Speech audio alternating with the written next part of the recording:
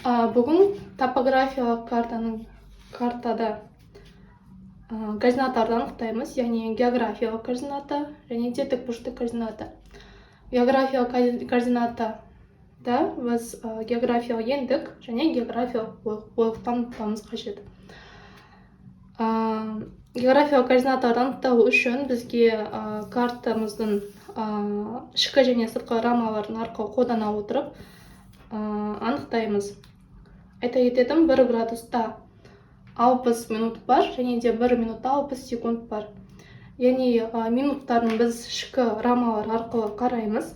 Яғни ішкі рамаларда жуан сызық және де жуан емес сызық болып кезектесіп сызылған. Яғни бір жуан сызық немесе бір жуан емес сызық бұл 1 минутке тең.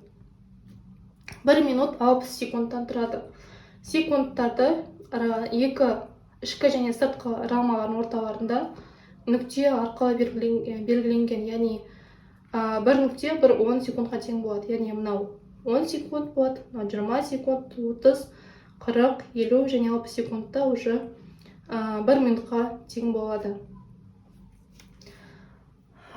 Ендік пен бойлық дәл сондай. Яғни ендігімізді қарасақ, бізде сызығымыз кішкене ұзындау келеді минутымыз.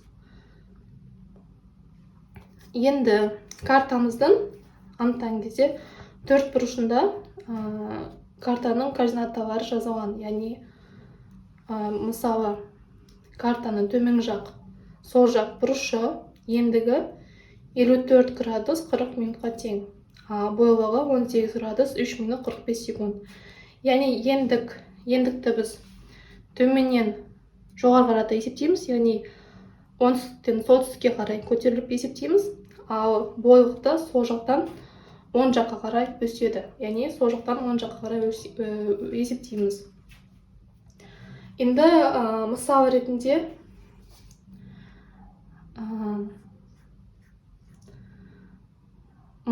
ретінде бір нүктені алайық. Мысалға мына жерден қай жерде алсақ болады? Мысалға гора Андокская де мына нүктені алайық. Бірінші нүкте деп белгі қояйын, немесе С нүктесі. Енді осы С нүктенің географиялық координаттарын анықтау қажет. Ең бірінші біз ендігін анықтаймыз. Яғни ендігін анықтау үшін біз сол жақ немесе оң жақ рамаға перпендикуляр түсіреміз нүктеден.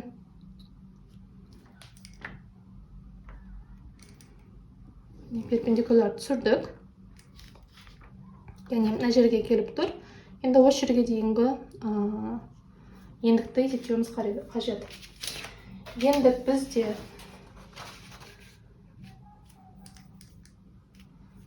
Б әрпімен беріледі. Б С нүктесінің ендігі, сонда Б, С болады.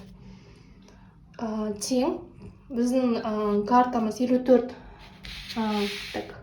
біздің картамыз 54 градуста жатыр. Яғни 54 градус болады.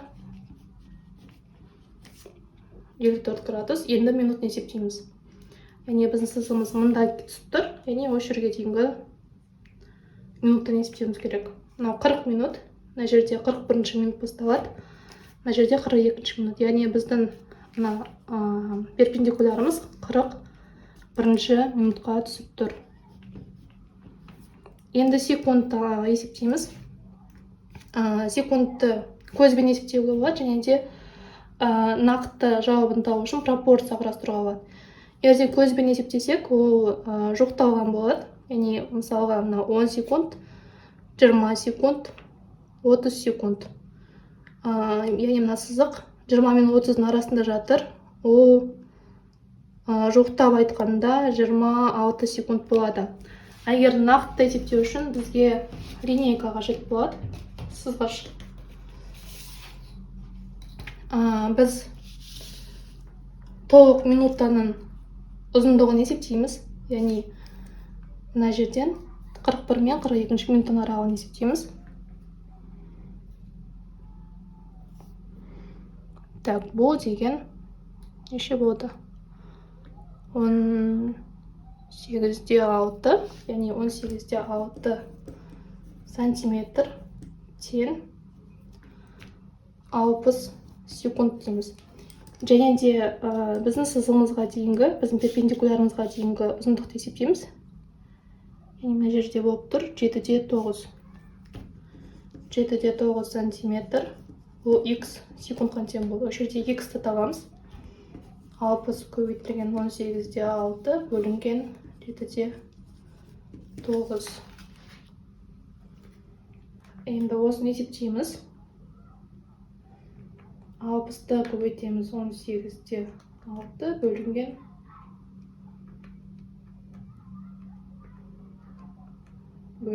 7-де 9.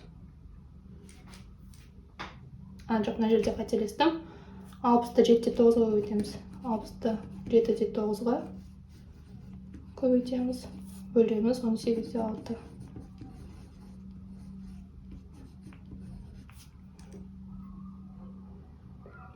Алпыс көбейту 7-де 9 бөлінген 18-де 6.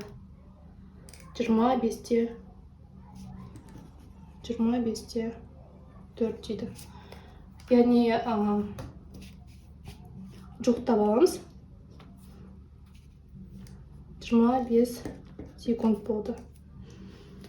Бұл бізде ендік болды. Енді бойлық С нүктесінің бойлығы тең дәл солай рамаларға перпендикуляр түсіреміз. С нүктесінен.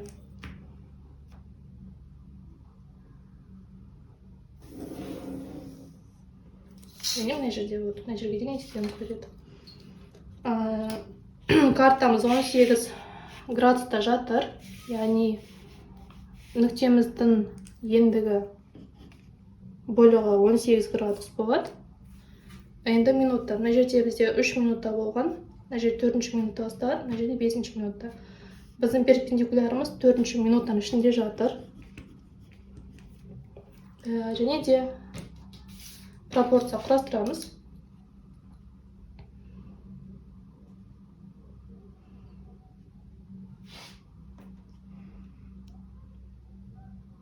Онда 9 сантиметрде 60 секунд бар.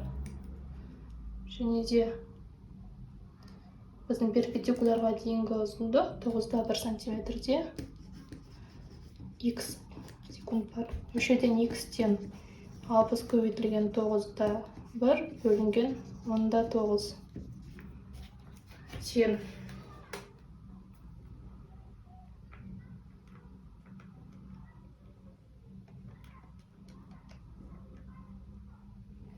50 минут болады. Яғни С нүктесінің бойлығы 18 градус 4 минут 50 секундқа тең. Осылай біз географиялық координаталарды анықтадық. С нүктенің ендігі 54 градус 41 минут 25 секунд және бойлығы 18 градус 4 минут 50 секундқа тең болды.